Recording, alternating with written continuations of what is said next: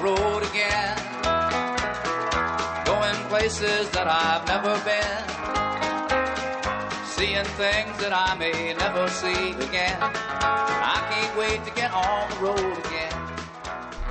Welcome to The Drive. Thanks for listening. I appreciate the opportunity to just share and talk about things that I've been thinking about, and some things that you can use in the classroom that can make a difference right away.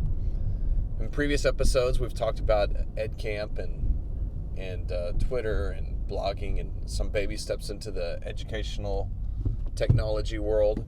But today, a topic came up, and today I want to talk about something a little different, maybe more thought-provoking than actually a step that you can take into your classroom.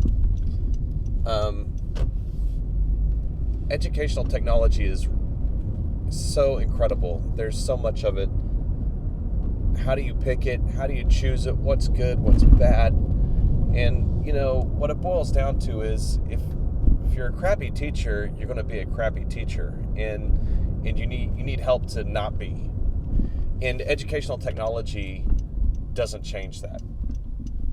So it's a great tool, but it also is one that I think some things are starting to develop inside of our educational system because of educational technology that basically is creating a situation of have and have-nots. And so this past week we were reading in one of my classes, and the subject of equity came up. And that's a really difficult subject with educational technology because so many things that you want to try and do with technology in the classroom requires those students to have that technology in their hand. And what if they don't? What if your school system or district or whatever can't provide that? What if it's a situation where there's no infrastructure to support it? What if? And so my question then, here's the deep thoughts part. What is it with our funding maybe that could be altered or tweaked or redone so that equity is not an issue? I know that there are students in very low socioeconomic areas that having access to be able to watch a flipped classroom lesson, it's not possible outside of the school day. How do we fix that situation? How do we justify the huge difference in facilities between a well-supported suburban school district with a nice tax base and an inner city school located in a very poor neighborhood? How do you justify the differences between those two systems, where in one system, for example, the football team, they get new gear every year, and they get new footballs every year, and they have a top flight weight room, and they have meeting rooms with smart boards and all kinds of things that are cool and awesome. But how do you justify that when you look 10 miles away at another high school with a different population, and they're on the fourth or fifth year of a series of uniforms? They meet in a locker room. They don't have the smart board and technology to use. How do you justify that? And how is that okay? And you know what? Honestly, I never thought that much about it when I was a high school teacher. I taught in a suburban school. I taught in a school that had the cool stuff, that tried to do the good things. I taught in a district that was slowly moving towards educational technology, not as fast as I wanted. I talked with teachers who go, well, I'm not doing that if I can't let every student do that. And I would argue with them, but not that I've had a complete change of view, but how do we fix that? How do we make it where if I want to have a flipped lesson, I don't have to worry about what the kid does. Where is this student going to be able to get the video at home? I just feel like there's a better way.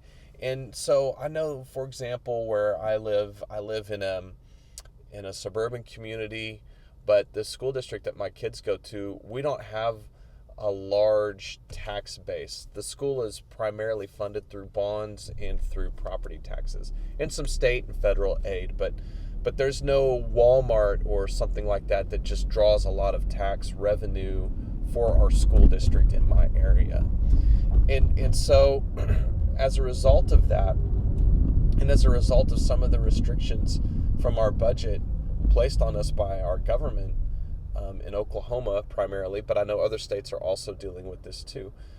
It's been very challenging then for our students in to continue to build some of this educational technology into the school system and to create that equity. And so how do you balance that need where students need access to this but don't have it? Teachers deserve the right to teach in a school that provides them with technology and helps them use it. What can we do differently to do that? There has to be a better way, right? I love the flipped classroom. I started flipping my classroom several years ago. I think it's great. The school that I was in, I told the kids, hey, if you can't watch it here, then if you can't watch the lesson at home, let me know. We'll figure out a way that you can get the lesson before school, after school, during lunch, whenever. And I said, and if you don't have access at home, if you just would, come tell me on your own time, you don't have to raise your hand and share that now, but just let me know. And I did this for several years, and I never had anybody come tell me they couldn't do it. But I did have kids that would come share that maybe their internet was spotty or whatever, and we would figure out an alternate way for them to get the lesson so that they weren't necessarily, so that they didn't miss out on the learning. But there's situations where students don't even have that opportunity. They go right from school to work or whatever because they're helping support a family. I don't know. It just seems like there's a way that we can change the structure.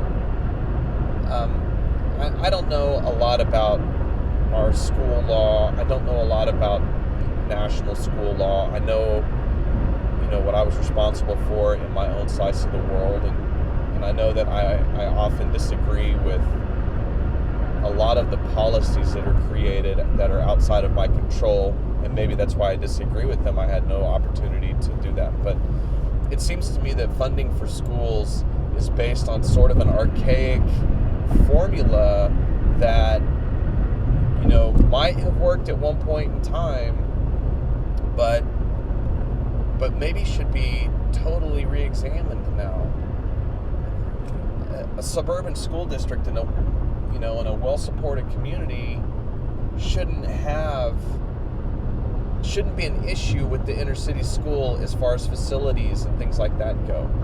And what kind of support structures are we trying to put in place for these students that have very little support outside of school? I don't have answers for this, but it's something that I've been thinking about. It came up in a Twitter chat the other night with a teacher who I really like, and we were talking about flipped classroom, and she says, until I know that 100% of my kids have this access outside of the classroom, I'm not going to do it. And I understand that, and it's hard for me to argue that point of view, because then you're depriving that particular student of an education, and that's not right, and I hope I never did that. But at the same time, I'm reminded of a cartoon that I saw several years ago by a non sequitur, and it was a school of fish, with a teacher fish leading the pack and answering one of her students that no, she needed to swim a little slower so that everybody could keep up. And at the back of the school of fish, a shark had eaten the trailing students. And I feel like the system we've developed into feeds that analogy. And so I just wonder, is there a way? And I know catching every kiddo in every situation, in every family, in every community is a pipe dream. I get that, but what about trying to get there? What about making strides to get there? What can we do?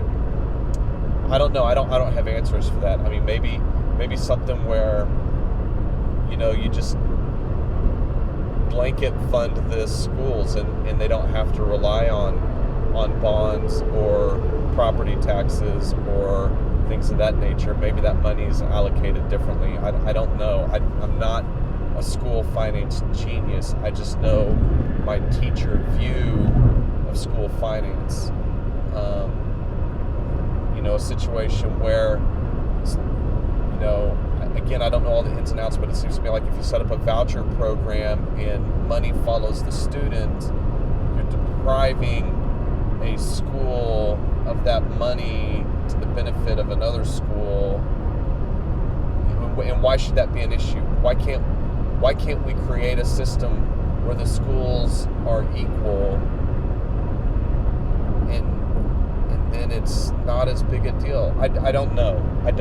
I just think that there's some issues to be worked out, and I think they can be worked out, but they'll be very, very difficult. And things are often done because that's the way they've always been done. And maybe this is an opportunity to say, hey, you know what? We're going to do it better. We're going to do better for our kids. We're going to do better for our teachers. We're going to do better for education in general, and just create a situation where equity, that gap in equity, ceases to exist. I don't know.